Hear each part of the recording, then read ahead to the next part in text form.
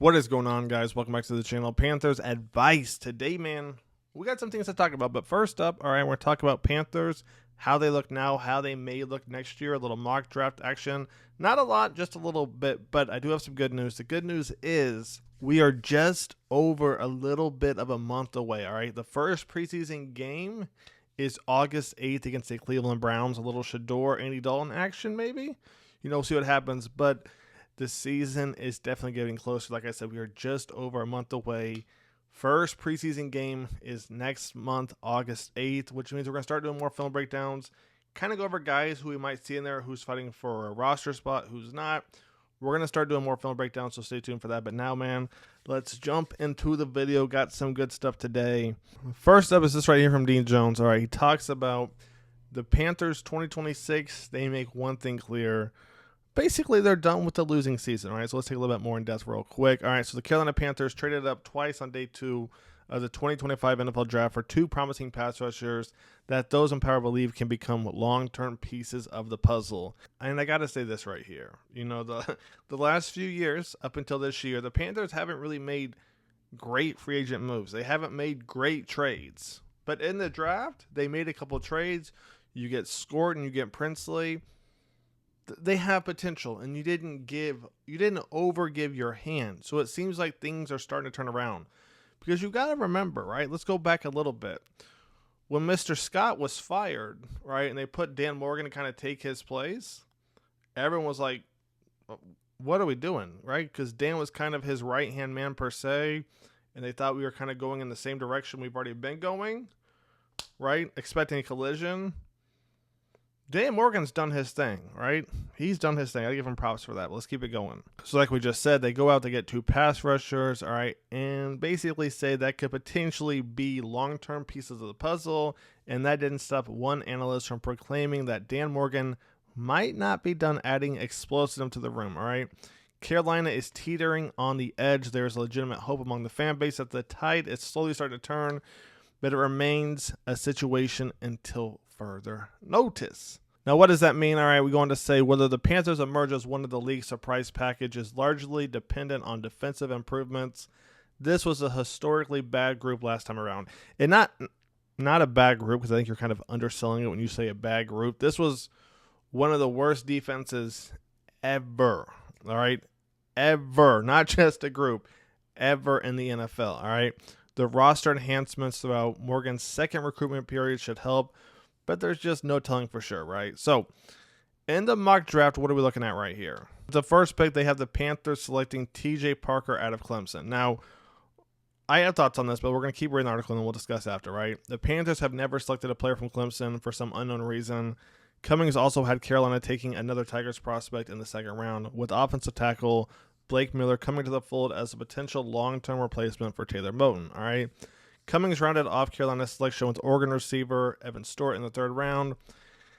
We've got a long way to go before the 2026 draft, but this will be a pretty decent haul as things stand currently. I got to say, if we get another guy on that line without addressing the inside linebacker, potentially outside linebacker situation, kind of depending on how it unfolds, the safety, the DBs, which we desperately do need, right? Some more than other. But if we get another end, right, I got to think we're not doing something right?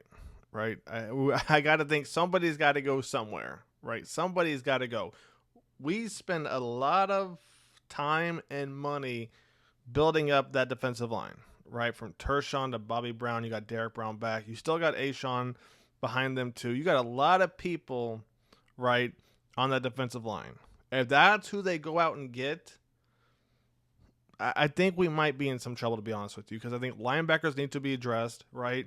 You have potential with outside linebackers, right? You got Scorton, you got Princely, you got Patrick Jones, you got DJ Wonnum. So we have potential there. Inside linebackers, we'll see what we have, all right? And then safeties, you got Trayvon, you got Damani. Again, kind of see what we have too, because you got to remember, Trayvon Mulrig is on what? If I'm not mistaken, I don't think it's a 4. I think it's a 3-year contract, but I could be wrong. As time progresses, pretty soon you have to draft his replacement too, and we'll see how good Damani is. Then you got Mike J, J.C. Horn at corners. Are we in love with that? So, first round pick, I don't see them going end. I could be wrong, but we'll see what happens. Second round pick, I like. Next up right here, is this right here. Talking about the Panthers quarterback play, but also their record in the last 10 years. Now, this year will be, all right, 2025. It'll be 10 years since 2015. But let's talk about it real quick. So in 2015, Cam Newton, they go 15-1. All right, 2016, 6-8, 0-2.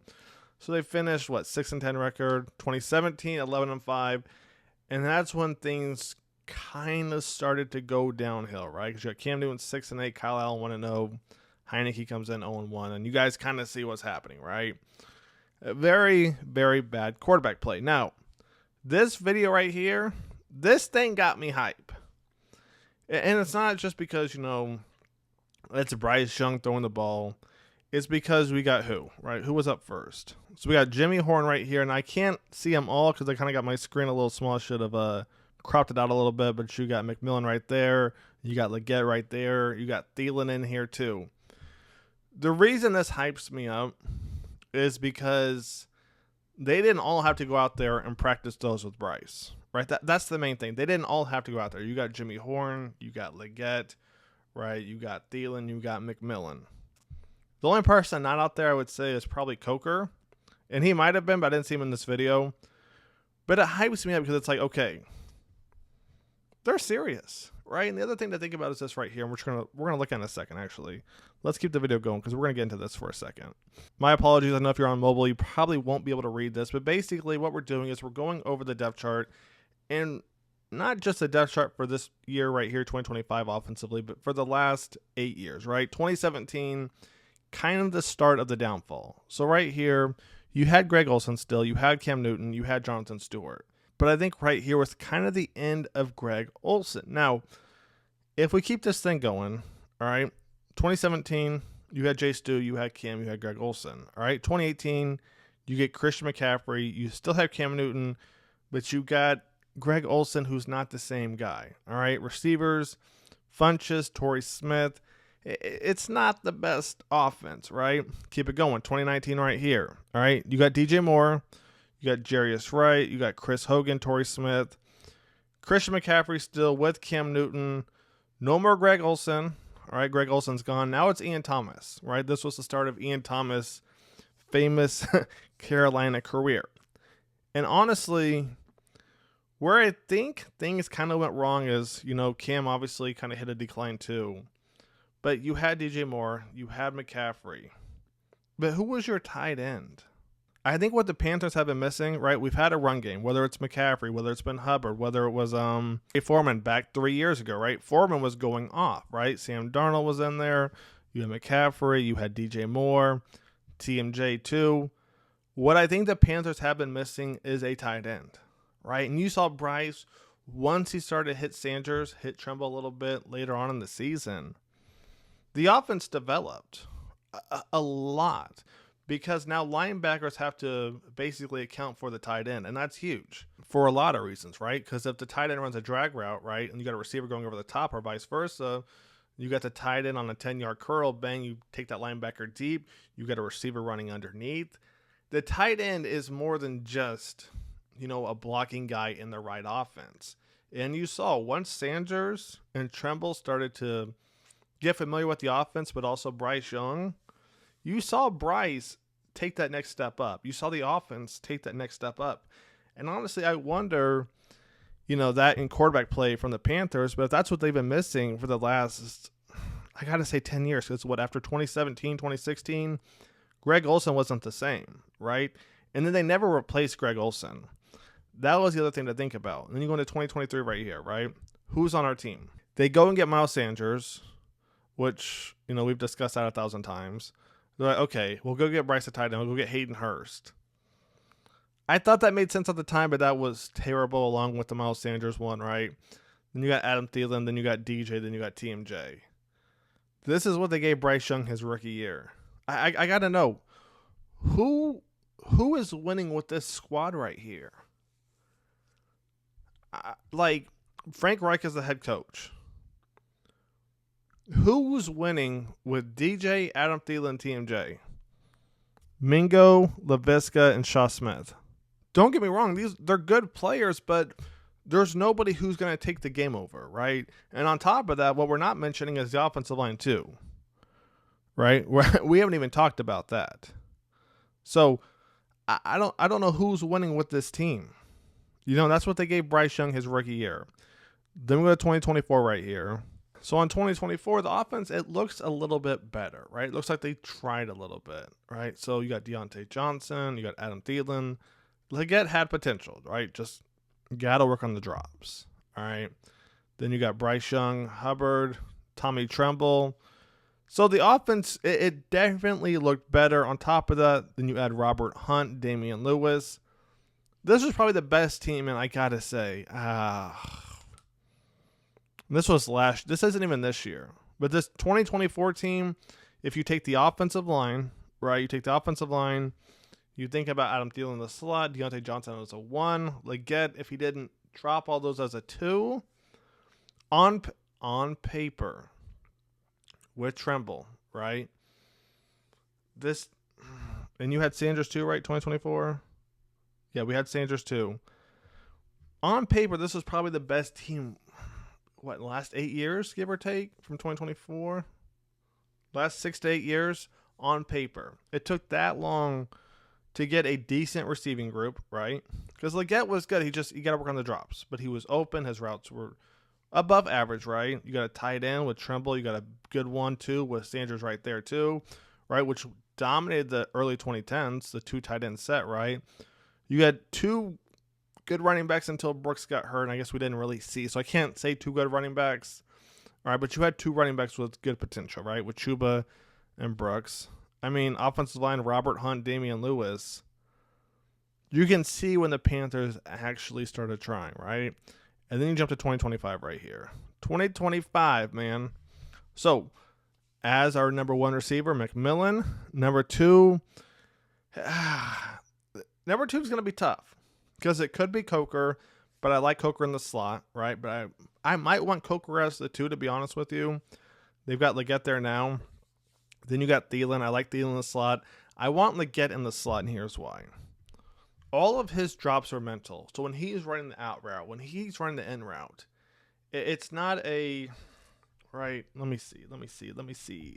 When he's running this out route, right, he's got to go up and then stop, right? So he got to stop right there and then look for the ball, right?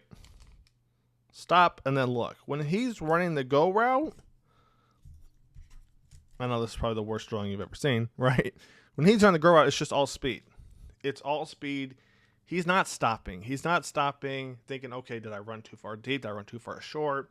Corner playing inside, outside hip. We're going to get a little off topic here, but when you see Leggett on social media, right, you see him on those thoroughbreds. I think some of the horses that he has, he's not doing dressage. He's not doing hunter stuff, right? He's not doing barrel. He's not doing cross country. It's just, he's just booking it. Now, maybe he does that stuff on the side, maybe, but I think that's what he excels at. I think that's what he enjoys. It's basically letting him just run with the horses, right? I think that's what they have to do. Until they figure out that mental thing with him, let him run. Now, I know we got completely sidetracked just now, but you kind of get where I'm going. And you see this team right here, which we have potential in Kobe Hudson, Jacoby George. They've got talent. One of those, I did a video on. The other one, I still need to do, right? And we're going to get to that because they're probably going to play in the preseason, I would assume. All right, Hunter Renfrow, too. On paper, guys, this might be the best team in 10 years. I'm especially potential-wise. With Rico, with Trevor Etienne, with Chuba Hubbard, Bryce Young, finally a second year in the offense, right, under Dave Canales, right? So, second year, now he has a little idea of what to expect, right? You take away the one from Frank, 2 with Dave. Then you got Taylor, you got Robert, you got Austin, you got Damian Lewis. You got Icky, who seemed to progress from the year before. And then, like I said before, with the receivers, I mean, you got Jimmy Horn, Coker, Moore, Thielen, Leggett, McMillan, Hunter. I mean, you got a lot. You got a lot of options. So I'm excited, especially for preseason. Preseason, you're going to see a little Trevor. Probably going to see some Rico too, see what they can do. And I'm excited to watch the receivers, man. See what Andy Dalton can do with them. So that's what I got for you guys today. Like I said, we got some film study stuff coming up, so that way we can talk about kind of who to look at in the preseason, right? Stay tuned for that. More content coming soon. I'll catch you guys on the next one. Take it easy. Panthers Devices out. Peace.